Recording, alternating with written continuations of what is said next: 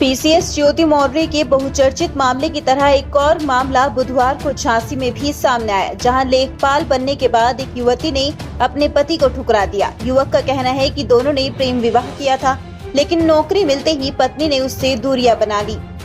आपको बता दें, कोतवाली के नई बस्ती मोहल्ला निवासी नीरज विश्वकर्मा और उनकी पत्नी की शादी 3 साल पहले हुई थी।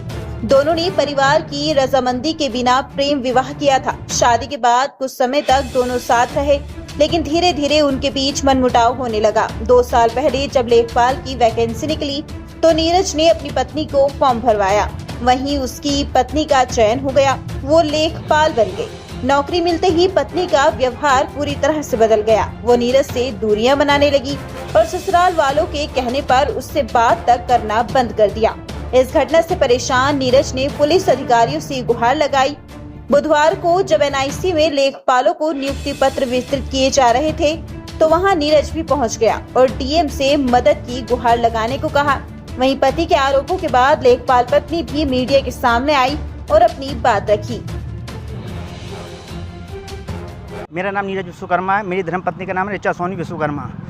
अच्छा, क्या है मामला पूरा? मेरा मामला ये है कि आज से 5 साल पहले हम लोग मिले थे। हम लोग ने लव मैरिज की थी, शादी की थी। बाकायदा हमारा सेक्शन 9 के पर मुकदमे के पेपर हैं, बाकायदा सब कुछ है। हमारी पत्नी कहती है कि हमें कोई शादी नहीं हुई है।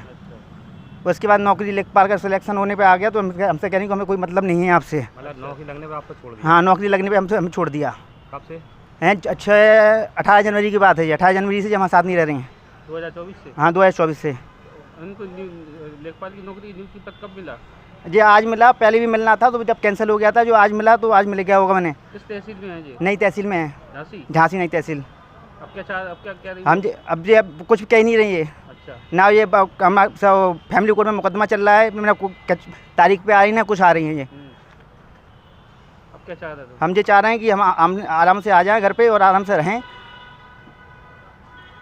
बहुत परेशान हैं हम, बहुत ज़्यादा। सर, हम उसकी कोई पत्नी नहीं है। इस मामले को मतलब पुलिस के पास भी, पुलिस में भी मतलब हमने किया था और पुलिस वालों ने भी समझाया था उसको और फिर छोड़ दिया था, लेकिन वो मतलब नहीं माना। हमने पुलिस से भी मतलब अभी कल ही रिपोर्ट करके आए पुलिस के पास, तो उन्होंने कहा था कि कल आइएगा आप, कल आपका मतलब वो बयान दर्ज किया जाएगा। तो अभी पुलिस कोतवाली जाएंगे आज शाम को ही, और वो मतलब कोई नहीं, उसके फर्जी पेपर्स बनवाए हैं उसने वकील को पैसे देके। तो उसने कुछ फोटोग्राफ्स मीडिया के सामने दिए हैं जिसमें यस सर, सिंदूर भर रहा है आपकी मांग में। यस सर, जो कहना कि सखी के अनुमान में आपसे शादी की। सर वही तो कह रहे हैं, जब उसने मतलब पहले तो ब्लैकमेल करता था, धमकी देता था। उसके बाद जब हम नहीं माने तो उसने फिर सारी फोटोज जो थी साथ वाली वो सब सोशल मीडिया पे डाल दी, फेसबुक पे। तो वो सबने देखी हमारे रिश्तेदारों ने। तो फिर समाज के दबाव में हमारे मम्मी पापा को हमें घर से निकालना पड़ा। तो हमारे पास जाने के लिए कहीं रास्ता नहीं था, किसी के घर नहीं जा सकते, सब लोगों ने निकाल दिया था। तो इसलिए उसके घर चले गए। फिर उसने मतलब ये सब काम कर लिया इस टाइम पे। तो शादी तो आपने रजामंदी से की होगी उसके साथ? सर कोई रजामंदी नहीं थी, जबरदस्ती की मजबूरी की शादी थी। कहाँ जाते हम नहीं तो। नहीं, पहले उसका कहना है कि आपकी पहले 5 साल पहले मुलाकात हुई, 28 साल पहले उन्होंने शादी की। शादी नहीं हुई थी। वो केवल शादी के पोज में फोटो खिंचवाई थी, ये कह के कि कोई पेपर्स वगैरह बनवाने, उसमें फोटो लगनी है। तो हमें ये फोटो और वो हर काम हमसे करवा लेता था, ये ब्लैक मतलब धमकी देके कि हम तुम्हें नहीं तो बदनाम कर देंगे कह के। कुछ वीडियोज वगैरह हैं जिसमें आप फेरे वगैरह ले रही हैं उसके साथ? सर वही तो है, जब घर से निकाल दिया गया था तो उसके घर पे मतलब कहीं ठिकाना नहीं था, तो उसके घर पे गए फिर हम।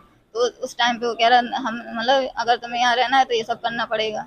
उसका कहना है कि न्यायालय में आपने देखिए माना है कि वो आपका पति। सर हम कभी न्यायालय एक बार गए थे और मतलब कि जज के सामने गए ही नहीं है। उसने फर्जी तरीके से वकील को पैसे देके अपना सब काम करवा लिया। फैमिली कोर्ट में कोई मामला चल रहा है आपका? सर कोई मामला नहीं चल रहा है, वो कहता ही चल रहा है, लेकिन हमारे पास कोई उसका वो नहीं आया है कोर्ट की तरफ से नोटिस। तो आपका क्या मानना है, वो शादी नहीं थी, लिव-इन में थी आप? सर कह सकते हैं, पर शादी 2 लोगों की रजामंदी से होती है, पर ये हमारी कोई रजामंदी नहीं थी। वो मजबूरी में और जबरदस्ती की शादी करवाई है उसने। नहीं सर, सर हम अपनी मर्जी से नहीं रह रहे हैं। अच्छा, रह रहे थे। अब इतनी सारी वीडियो वायरल हुए, तो मीडिया में गया, आपका पत्नी बोला और आप आज मतलब पूरे देश में वायरल हो, तो ऐसे में आप क्या कदम उठाएंगे उसके लिए? सर हम कल कोतवाली गए थे और आज फिर से जाएंगे, तो वहाँ पर मतलब रिपोर्ट लिखवाएंगे, उनके सामने बयान देंगे, तो पुलिस पर एक्शन लेगी। कानूनी तौर पे हम काम करेंगे, ऐसे किसी को बदनाम नहीं करेंगे। जैसे वो ये दावा कर रहा है कि आपकी पढ़ाई लिखाई में नीरज ने बहुत योगदान दिया। वो बढ़ईगिरी का काम करता था, दिन रात काम करता था, आपको पढ़ाया। जब आप लेखपाल बन गई तब आप उसको छोड़ दिया, ये आरोप लगा रहा था। सर कोई पढ़ाया लिखाया नहीं, हम बचपन से सरकारी स्कूल में पढ़े हैं, उसमें ज्यादा पैसे नहीं लगते और 5 साल से ट्यूशन पढ़ा के हम अपना पूरा खर्चा खुद उठाते थे। तो झूठ बोल रहा है। यस सर, वो ऐसा क्यों कर पूरी रहा है? तरीके क्यों से कर रहा है ऐसा? वो धमकी यही तो देता था कि हम तुम्हें पूरी तरह से बर्बाद कर देंगे, पूरी तरह से तुम्हें बदनाम कर देंगे, कहीं की नहीं रहोगे तुम।